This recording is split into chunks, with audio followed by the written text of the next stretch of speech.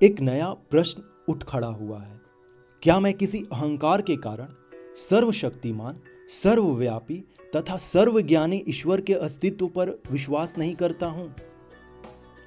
मेरे कुछ दोस्त शायद ऐसा कहकर मैं उन पर बहुत अधिकार नहीं जमा रहा हूं, मेरे साथ अपने थोड़े से संपर्क में इस निष्कर्ष पर पहुंचने के लिए उत्सुक हैं कि मैं ईश्वर के अस्तित्व को नकार कर कुछ जरूरत से ज़्यादा आगे जा रहा हूं, और मेरे घमंड ने कुछ हद तक मुझे इस अविश्वास के लिए उकसाया है। मैं ऐसी कोई सेखी नहीं बघारता कि मैं मानवीय कमजोरियों से बहुत ऊपर हूं। मैं एक मनुष्य हूं और इससे अधिक कुछ नहीं। कोई भी इससे अधिक होने का दावा नहीं कर सकता। यह कमजोरी मेरे अंदर भी है। अहंकार भी मेरे स्वभाव का अंग है। अपने कामरेडों के बीच मुझे निरंकुश कहा जाता था। यहाँ तक कि मेरे दोस्त श्री बटुकेश्वर कुमार दत्त भी मुझे कभी कभी ऐसा कहते थे। कई मौकों पर स्वेच्छाचारी कह मेरी निंदा भी की गई। कुछ दोस्तों को शिकायत है और गंभीर रूप से है कि मैं अनचाहे ही अपने विचार उन पर थोपता हूँ और अपने प्रस्तावों को मनवा लेता हूँ। यह बात कुछ हद तक सही है, इससे मैं इनकार नहीं करता। इसे अहंकार कहा जा सकता है। जहाँ तक अन्य प्रचलित मतों के मुकाबले हमारे अपने मत का सवाल है, मुझे निश्चय ही अपने मत पर गर्व है, लेकिन यह व्यक्तिगत नहीं है। ऐसा हो सकता है कि यह केवल अपने विश्वास के प्रति न्यायोचित गर्व हो, और इसको घमंड नहीं कहा जा सकता। घमंड तो स्वयं के प्रति अनुचित गर्व की अधिकता है। क्या यह अनुचित गर्व है जो मुझे नास्तिकता की ओर ले गया, अथवा इस विषय का खूब सावधानी से अध्ययन करने और उस पर खूब विचार करने के बाद मैंने ईश्वर पर अविश्वास किया? मैं यह समझने में पूरी तरह से असफल रहा हूं कि अनुचित गर्व या वृथा विमान किस तरह किसी व्यक्ति के ईश्वर में विश्वास करने के रास्ते में रोड़ा बन सकता है। किसी वास्तव में महान व्यक्ति की महानता को मैं मान्यता न दूं, यह तभी हो सकता है जब मुझे भी थोड़ा ऐसा यश प्राप्त हो गया हो जिसके या तो मैं जोग नहीं हूं या मेरे अंदर वे गुण नहीं हैं जो इसके लिए आवश्यक है। यहां तक तो समझ में आता है, लेकिन यह कैसे हो सकता है कि एक व्यक्ति जो ईश्वर में विश्वास रखता हो सहसा अपने व्यक्तिगत अहंकार के कारण उसमें विश्वास करना बंद कर दे? दो ही रास्ते संभव हैं। या तो मनुष्य अपने को ईश्वर का प्रतिद्वंदी समझने लगे, या वह स्वयं को ही ईश्वर मानना शुरू कर दे। इन दोनों ही अवस्थाओं में वह सच्चा नास्तिक नहीं बन सकता। पहली अवस्था में तो वह अपने प्रतिद्वंदी के अस्तित्व को नकारता ही नहीं है। दूसरी अवस्था में भी वह एक ऐसी चेतना के अस्तित्व को मानता है जो पर्दे के पीछे से प्रकृति की सभी गतिविधियों का संचालन करती है। मैं तो उस सर्वशक्तिमान परम आत्मा के अस्तित्व से ही इनकार करता हूं। यह अहंकार नहीं है जिसने मुझे नास्तिकता के सिद्धांत को ग्रहण करने के लिए प्रेरित किया। मैं न तो एक प्रतिद्वंदी हूं, न ही एक अवतार, और न ही स्वयं परमात्मा। इस अभियोग को अस्वीकार करने के लिए आइए तथ्यों पर गौर करें। मेरे इन दोस्तों के अनुसार दिल्ली बम केस और लाहौर षड्यंत्र केस के दौरान मुझे जो अनावश्यक यश मिला, शायद उस कारण मैं वृथा विमानी हो गया हूं। मेरा नास्तिकतावाद कोई अभी हाल की उत्पत्ति नहीं है। मैंने तो ईश्वर पर विश्वास करना तब छोड़ दिया था जब मैं एक अप्रसिद्ध नौजवान था। कम से कम एक कॉलेज का विद्यार्थी तो ऐसे किसी अनुचित अहंकार को नहीं पाल पोस सकता जो उसे नास्तिकता की ओर ले जाए। जबकि मैं कुछ अध्यापकों का चहेता था तथा कुछ अन्य को भी अच्छा नहीं लगता था, पर मैं कभी बहुत मेहनती अथवा पढ़ाकू विद्यार्थी नहीं रहा। अहंकार जैसी भावना में फंसने का कोई मौका ही न मिला। मैं तो एक बहुत लज्जालू स्वभाव का लड़का था जिसकी भविष्य के बारे में कुछ निराशावादी प्रकृति थी। मेरे बाबा, जिनके प्रभाव में मैं बड़ा हुआ, एक रूढ़िवादी आर्य समाजी हैं। एक आर्य समाजी और कुछ भी हो, नास्तिक नहीं होता। अपनी प्राथमिक शिक्षा पूरी करने के बाद मैंने DAV स्कूल लाहौर में प्रवेश लिया और पूरे 1 साल उसके छात्रावास में रहा। वहाँ सुबह और शाम की प्रार्थना के अतिरिक्त मैं घंटों गायत्री मंत्र जपा करता था। उन दिनों मैं पूरा भक्त था। बाद में मैंने अपने पिता के साथ रहना शुरू किया। जहां तक धार्मिक रूढ़िवादिता का प्रश्न है, वह एक उदारवादी व्यक्ति हैं। उन्हीं की शिक्षा से मुझे स्वतंत्रता के ध्येय के लिए अपने जीवन को समर्पित करने की प्रेरणा मिली। किंतु वे नास्तिक नहीं हैं, उनका ईश्वर में दृढ़ विश्वास है। वे मुझे प्रतिदिन पूजा प्रार्थना के लिए प्रोत्साहित करते रहते थे। इस प्रकार से मेरा पालन पोषण हुआ। असहयोग आंदोलन के दिनों में राष्ट्रीय कॉलेज में प्रवेश लिया। यहाँ आकर ही मैंने सारी धार्मिक समस्याओं, यहाँ तक कि ईश्वर के अस्तित्व के बारे में उदारतापूर्वक सोचना, विचारना तथा उसकी आलोचना करना शुरू किया। पर अभी भी मैं पक्का आस्तिक था। उस समय तक मैं अपने लंबे बाल रखता था। जब भी मुझे कभी भी सिख या अन्य धर्मों की पौराणिकता और सिद्धांतों में विश्वास न हो सका था, किंतु मेरी ईश्वर के अस्तित्व में दृढ़ निष्ठा से मैं बाद में क्रांतिकारी पार्टी से जुड़ा। वहाँ जिस पहले नेता से मेरा संपर्क हुआ, वे तो पक्का विश्वास न होते हुए भी ईश्वर के अस्तित्व को नकारने का साहस ही नहीं कर सकते थे। ईश्वर के बारे में मेरे हठपूर्वक पूछते रहने पर वे कहते, जब इच्छा हो तब पूजा कर लिया करो। यह नास्तिकता है जिसमें साहस का अभाव है। दूसरे नेता जिनके मैं संपर्क में आया, पक्के श्रद्धालु आदरणीय कॉमरेड सचिंद्र नाथ सन्याल आजकल काकोरी षड्यंत्र केस के सिलसिले में आजीवन कारावास भोग रहे हैं। उनकी पुस्तक बंदी जीवन ईश्वर की महिमा का जोर शोर से गान है। उन्होंने उसमें ईश्वर के ऊपर प्रशंसा के पुष्प रहस्यात्मक वेदांत के कारण बरसाए हैं। 28 जनवरी 1925 को पूरे भारत में जो द रिवोल्यूशनरी पर्चा बांटा गया था, वह उन्हीं के बौद्धिक श्रम का परिणाम है, जिसमें सर्वशक्तिमान और उसकी लीला एवं कार्यों की प्रशंसा की गई है। मेरा ईश्वर के प्रति अविश्वास का भाव क्रांतिकारी दल में भी प्रस्फुटित नहीं हुआ था। काकोरी के सभी 4 शहीदों ने अपने अंतिम दिन भजन प्रार्थना में गुजारे थे। रामप्रसाद बिस्मिल एक रूढ़िवादी आर्य समाजी थे। समाजवाद तथा साम्यवाद में अपने वृहद अध्ययन के बावजूद राजेंद्र लाहिड़ी उपनिषद एवं गीता के श्लोकों के उच्चारण की अपनी अभिलाषा को दबा न सके। मैंने उन सब में सिर्फ एक ही व्यक्ति को देखा जो कभी प्रार्थना नहीं करता था और कहता था, दर्शन शास्त्र मनुष्यों की दुर्बलता अथवा ज्ञान के सीमित होने के कारण उत्पन्न होता है। वह भी आजीवन निर्वासन की सजा भोग रहे हैं, परंतु उसने भी ईश्वर के अस्तित्व को नकारने की कभी हिम्मत न की। इस समय तक मैं केवल एक रोमांटिक आदर्शवादी क्रांतिकारी था। अब तक हम दूसरों का अनुसरण करते थे, अब अपने कंधों पर जिम्मेदारी उठाने का समय आया था। यह मेरे क्रांतिकारी जीवन का एक निर्णायक बिंदु था। अध्ययन की पुकार मेरे मन के गलियारों में गूंज रही थी। विरोधियों द्वारा रखे गए तर्कों का सामना करने योग्य बनने के लिए अध्ययन करो। अपने मत के पक्ष में तर्क देने के लिए सक्षम होने के वास्ते पढ़ो। मैंने पढ़ना शुरू किया। इससे मेरे पुराने विचार व विश्वास अभूतपूर्व रूप से परिष्कृत हुए। रोमांस की जगह गंभीर विचारों ने ले ली। न और अधिक रहस्यवाद, न ही अंधविश्वास। यथार्थवाद हमारा आधार बना। मुझे विश्व क्रांति के अनेक आदर्शों के बारे में पढ़ने का खूब मौका मिला। मैंने अराजकतावादी नेता बाकुनी को पढ़ा, कुछ साम्यवाद के पिता मार्क्स को, किंतु अधिक लेनिन, ट्रॉट्स्की व अन्य लोगों को पढ़ा जो अपने देश में सफलतापूर्वक क्रांति लाए थे। ये सभी नास्तिक थे। बाद में मुझे निर्लभ स्वामी की पुस्तक सहज ज्ञान मिली। इसमें रहस्यवादी नास्तिकता थी। 1926 के अंत तक मुझे इस बात का विश्वास हो गया था कि एक सर्वशक्तिमान परम आत्मा की बात, जिसने ब्रह्मांड का सृजन, दिग्दर्शन और संचालन किया, एक कोरी बकवास है। मैंने अपने इस अविश्वास को प्रदर्शित किया। मैंने इस विषय पर अपने दोस्तों से बहस की। मैं एक घोषित नास्तिक हो चुका था। मई 1927 में मैं लाहौर में गिरफ्तार हुआ। रेलवे पुलिस हवालात में मुझे 1 महीने काटना पड़ा।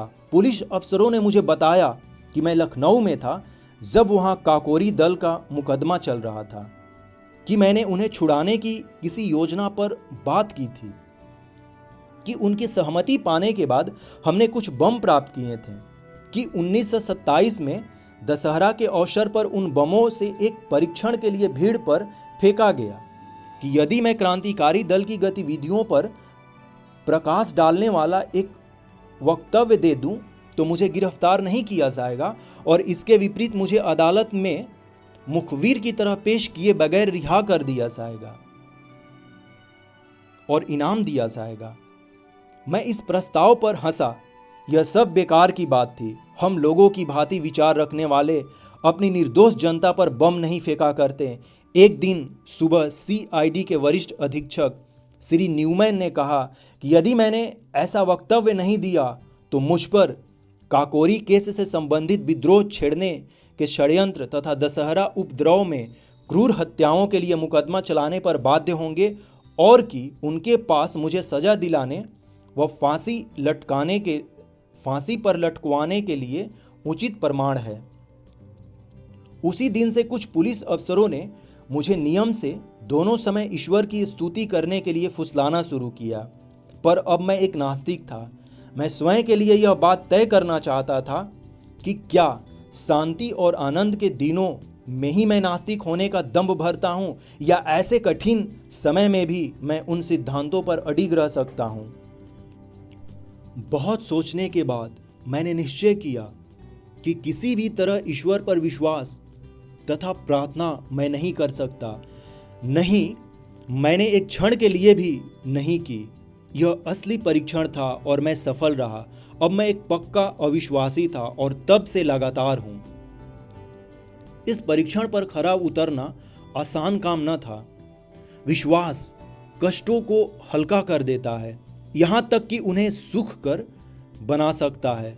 ईश्वर में मनुष्य को अत्यधिक सांत्वना देने वाला एक आधार मिल सकता है। उसके बिना मनुष्य को अपने ऊपर निर्भर करना पड़ता है। तूफान और झंझावत के बीच अपने पांवों पर खड़ा रहना कोई बच्चों का खेल नहीं है।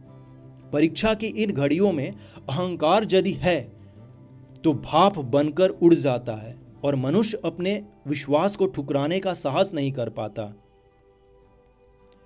यदि ऐसा करता है तो इससे यह निष्कर्ष निकलता है कि उसके पास सिर्फ अहंकार नहीं वरन कोई अन्य शक्ति है। आज बिल्कुल वैसी ही स्थिति है। निर्णय का पूरा पता है। 1 सप्ताह के अंदर ही यह घोषित हो जाएगा कि मैं अपने जीवन एक ध्येय पर न्योछावर करने जा रहा हूं। इस विचार के अतिरिक्त और क्या सांत्वना हो सकती है। ईश्वर में विश्वास रखने वाला हिंदू पुनर्जन्म पर राजा होने की आशा कर सकता है। एक मुसलमान या ईसाई स्वर्ग में व्याप्त समृद्धि के आनंद की तथा अपने कष्टों और बलिदान के लिए पुरस्कार की कल्पना कर सकता है। किंतु मैं क्या आशा करूं? मैं जानता हूं कि जिस क्षण रस्सी का फंदा मेरी गर्दन पर लगेगा और मेरे पैरों के नीचे से तख्ता हटेगा, वह पूर्ण विराम होगा, वह अंतिम क्षण होगा। मैं या मेरी आत्मा सब वहीं समाप्त हो जाएंगी। आगे कुछ न रहेगा। एक छोटी सी जूझती हुई जिंदगी जिसकी कोई ऐसी गौरवशाली परिणति नहीं है, अपने में स्वयं एक पुरस्कार होगी। यदि मुझमें इस दृष्टि से देखने का साहस हो, बिना किसी स्वार्थ के यहाँ के बाद पुरस्कार की इच्छा के बिना मैंने अनासक्त भाव से अपने जीवन को स्वतंत्रता के ध्येय पर समर्पित कर दिया है, क्योंकि मैं और कुछ कर ही नहीं सकता। जिस दिन हमें इस मनोवृत्ति के बहुत से पुरुष और महिलाएं मिल जाएंगे जो अपने जीवन को मनुष्य की सेवा और पीड़ित मानवता के उद्धार के अतिरिक्त कहीं समर्पित कर ही नहीं सकते, उसी दिन मुक्ति के युग का शुभारंभ होगा। वे शोषकों, उत्पीड़कों और अत्याचारियों को चुनौती देने के लिए उत्प्रेरित होंगे, इसलिए नहीं कि उन्हें राजा बनना है या कोई अन्य पुरस्कार प्राप्त करना है। यहाँ या अगले जन्म में या मृत्युपरांत स्वर्ग में उन्हें तो मानवता की गर्दन से दास्ता का जुआ उतार फेंकने और मुक्ति एवं शांति स्थापित करने के लिए इस मार्ग को अपनाना होगा। क्या वे उस रास्ते पर चलेंगे जो उनके लिए अपने खतरनाक किंतु उनकी महान आत्मा के लिए एकमात्र कल्पनीय रास्ता है। क्या इस महान ध्येय के प्रति उनके गर्व को अहंकार कहकर उसका गलत अर्थ लगाया जाएगा? कौन इस प्रकार से घृणित विश्लेषण बोलने का साहस करेगा? या तो वह मूर्ख है या धूर्त।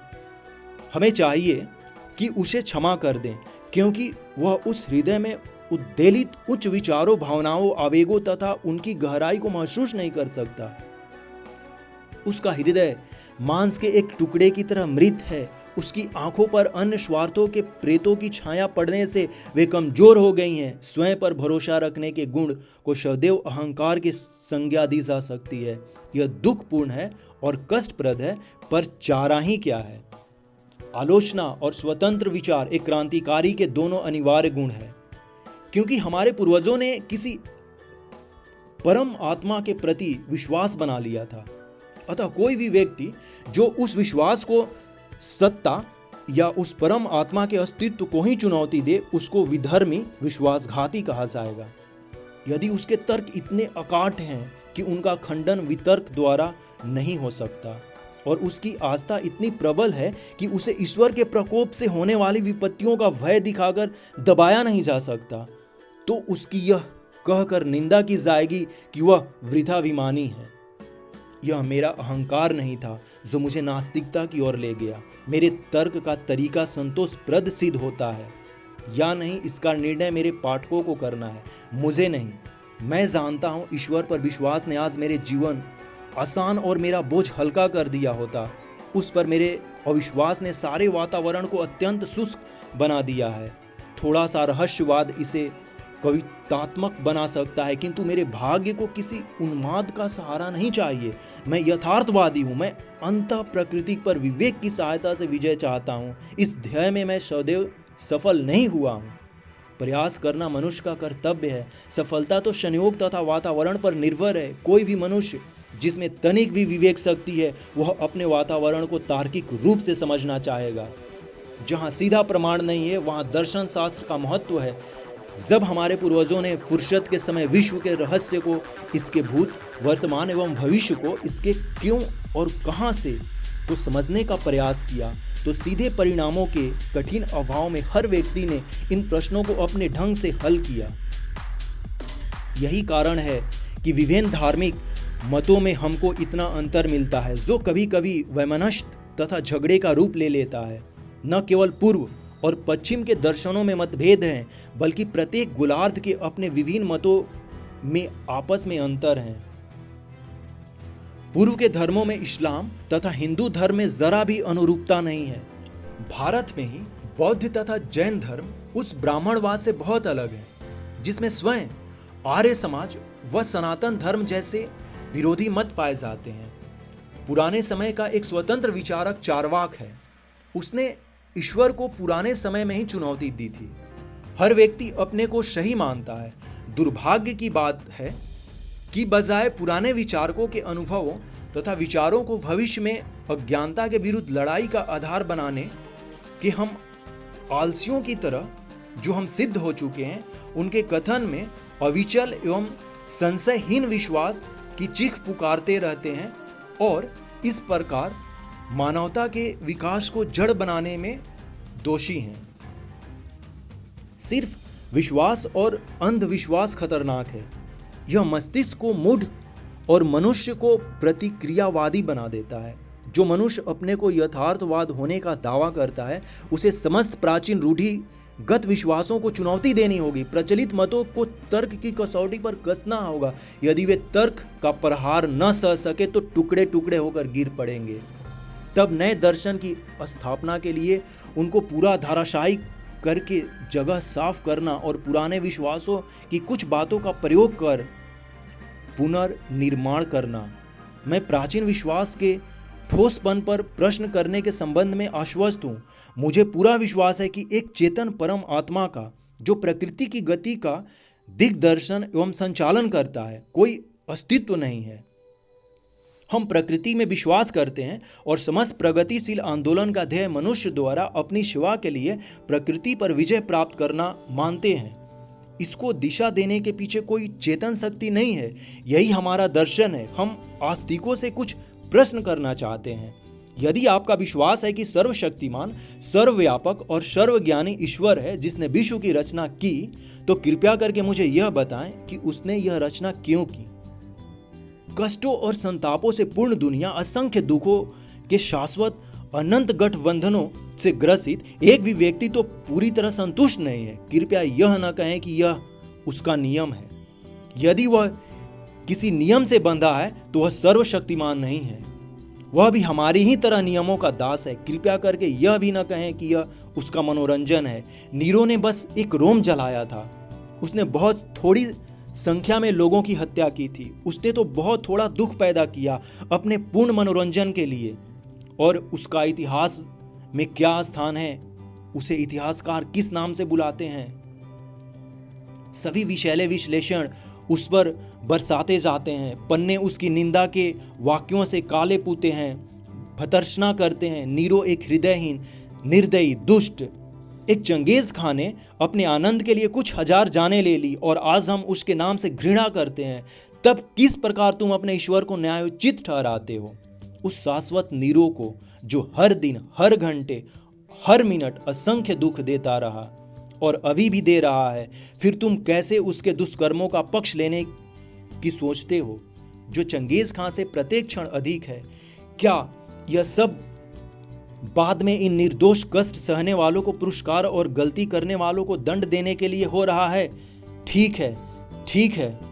तुम कब तक उस व्यक्ति को उचित ठहराते रहोगे जो हमारे शरीर पर घाव करने का साहस इसलिए करता है कि बाद में मुलायम और आरामदायक मलहम लगाएगा? ग्लेडिएटर संस्थान के व्यवस्थापक कहाँ तक उचित करते थे कि एक भूखे खूंखार शेर के सामने मनुष्य को फेंक दे कि यदि वह उससे जान बचा लेता है तो उसकी खूब देखभाल की जाएगी। इसलिए मैं पूछता हूँ कि उस चेतन परम आत्मा ने इस विश्व और उसमें मनुष्यों की रचना क्यों की? आनंद लूटने के लिए? तब उसमें और नीरो में क्या फर्क है? तुम मुसलमानों और ईसाइयों, तुम तो पूर्व जन्म में विश्वास नहीं करते। तुम तो हिंदुओं की तरह यह तर्क पेश नहीं कर सकते कि प्रत्यक्षतः निर्दोष व्यक्ति के कष्ट उनके पूर्व जन्मों के कर्मों का फल है।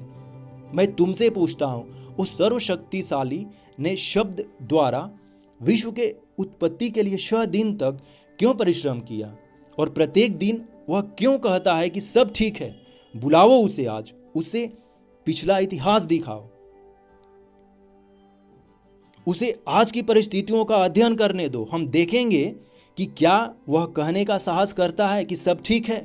कारावास की काल कोठरियों से लेकर झोपड़ी की बस्तियों तक, भूख से तड़पते लाखों इंसानों से लेकर उन शोषित मजदूरों से लेकर जो पूंजीवादी पिशाच द्वारा खून चूसने की क्रिया को धैर्यपूर्वक निरुत्साह से देख रहे हैं, तथा उस मानव शक्ति की बर्बादी देख रहे हैं जिसे देखकर कोई भी व्यक्ति जिसे तनिक भी सहज ज्ञान है वह से सिहर उठेगा। और अधिक उत्पादन की जरूरतमंद लोगों में बांटने के बजाय समुद्र में फेंक देना बेहतर समझने से लेकर राजाओं के उन महलों तक जिनकी नींव मानव की हड्डियों पर पड़ी है, उसको यह सब देखने दो और फिर कहे सब कुछ ठीक है। क्यों और कहां से, यही प्रश्न मेरा है।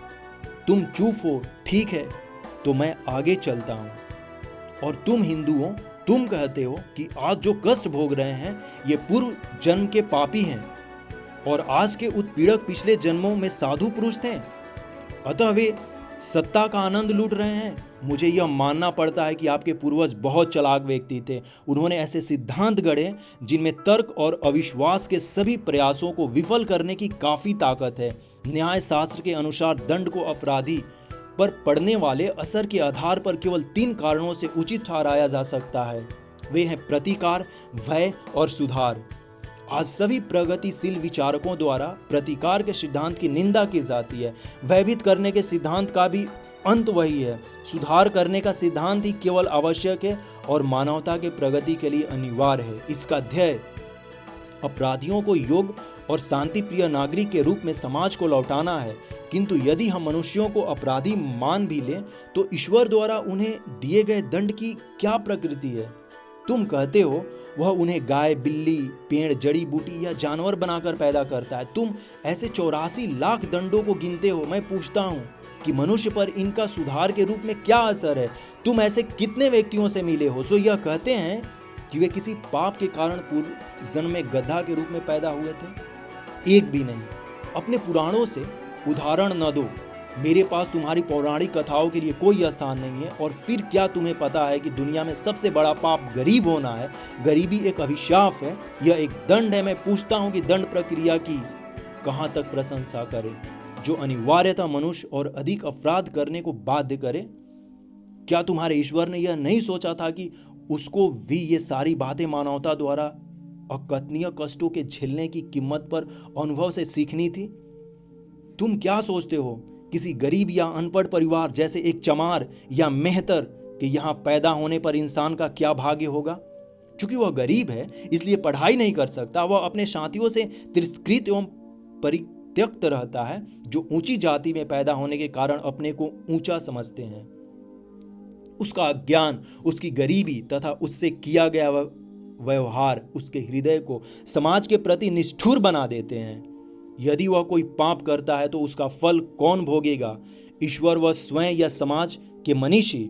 और उन लोगों के दंड के बारे में क्या होगा जिन्हें दंभी ब्राह्मणों ने जानबूझकर अज्ञानी बनाए रखा तथा जिनकी तुम्हारी ज्ञान की पवित्र पुस्तकों वेदों के कुछ वाक्य सुन लेने के कारण कान में पिघले शीशे की धारा सहन करने की सजा भुगतनी पड़ती थी?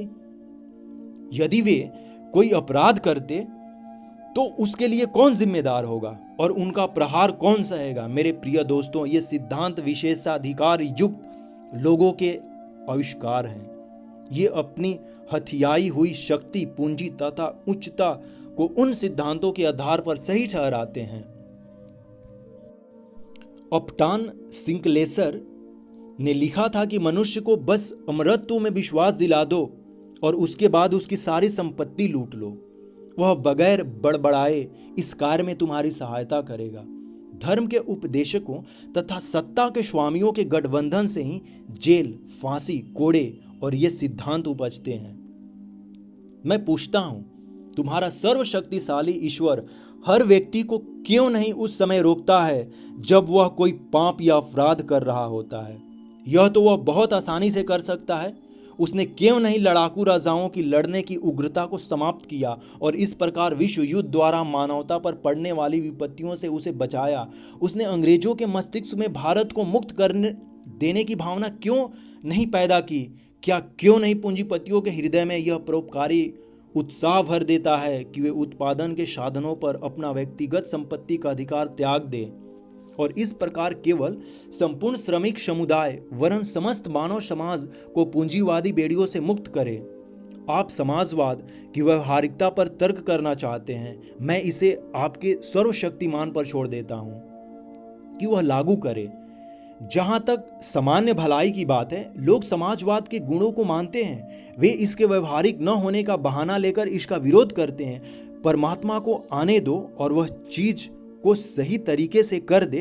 अंग्रेजों की हुकूमत यहाँ इसलिए नहीं है कि ईश्वर चाहता है, बल्कि इसलिए कि उनके पास ताकत और हम में उनका विरोध करने की हिम्मत नहीं है। वे हमको अपने प्रभुत्व में ईश्वर की मदद से नहीं रखे हैं, बल्कि बंदूकों, राइफलों, बम और गोलियों, पुलिस और सेना के सहारे। यह हमारी उदासीनता है कि वे समाज के विरुद्ध सबसे निंदनीय अपराध, एक राष्ट्र का दूसरे राष्ट्र द्वारा अत्याचार, पूर्ण शोषण सफलतापूर्वक कर रहे हैं। कहाँ है ईश्वर? क्या वह मनुष्य जाति के इन कष्टों का मजा ले रहा है? एक नीरो, एक चंगेज उसका नाश हो। क्या तुम मुझसे पूछते हो कि मैं इस विश्व की उत्पत्ति तथा मानव की उत्पत्ति की व्याख्या कैसे करता हूं? ठीक है, मैं तुम्हें बताता हूं। चार्ल्स डार्विन ने इस विषय पर कुछ प्रकाश डालने की कोशिश की। उसे पढ़ो। यहां एक प्रकृति की घटना है। विभिन्न पदार्थों के निहारिका के आकार में आकस्मिक मिश्रण से पृथ्वी बनी। कब? इतिहास देखो। इसी प्रकार की घटना से जंतु पैदा हुए और एक लंबे दौर में मानव। डार्विन की जीव की उत्पत्ति पढ़ो और तदुपरांत सारा विकास मनुष्य द्वारा प्रकृति के लगातार विरोध और उस पर विजय प्राप्त करने की चेष्टा से हुआ। यह इस घटना की संभवतः सबसे सूक्ष्म व्याख्या है। तुम्हारा दूसरा तर्क यह हो सकता है कि क्यों एक बच्चा अंधा या लंगड़ा पैदा होता है, क्या यह उसके पूर्व जन्म में किए गए कार्यों का फल नहीं है? जीव विज्ञानवेताओं ने इस समस्या का वैज्ञानिक समाधान निकाल लिया है। अवश्य ही तुम एक और बचकाना प्रश्न पूछोगे, यदि ईश्वर नहीं तो लोग उसमें विश्वास क्यों करने लगे? मेरा उत्तर सूक्ष्म तथा स्पष्ट है। जिस प्रकार वे प्रेतों तथा दुष्ट आत्माओं में विश्वास करने लगे, अंतर केवल इतना है कि ईश्वर में विश्वास विश्वव्यापी है और दर्शन अत्यंत विकसित। इसकी उत्पत्ति का श्रेय उन शोषकों के प्रतिभा को है जो परमात्मा के अस्तित्व का उपदेश देकर लोगों को अपने प्रभुत्व में रखना चाहते थे तथा उनसे अपनी विशिष्ट स्थिति का अधिकार एवं अनुमोदन चाहते थे। सभी धर्म, संप्रदाय, पंथ और ऐसी अन्य संस्थाएं अंत में निर्दयी और शोषक संस्थाओं, व्यक्तियों तथा वर्गों की समर्थक हो जाती है। राजा के विरोध हर विद्रोह हर धर्म में सदैव ही पाप रहा है।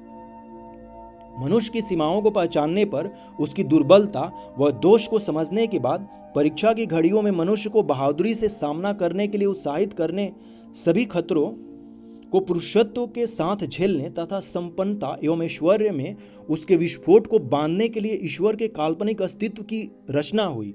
अपने व्यक्तिगत नियमों तथा अभिभावकीय उदारता से पूर्ण ईश्वर को बढ़ा चढ़ाकर कल्पना एवं चित्रण किया गया। जब उसकी उग्रता तथा व्यक्तिगत नियमों की चर्चा होती है तो उसका उपयोग एक भय दिखाने वाले के रूप में किया जाता है, ताकि कोई मनुष्य समाज के लिए खतरा न बन जाए।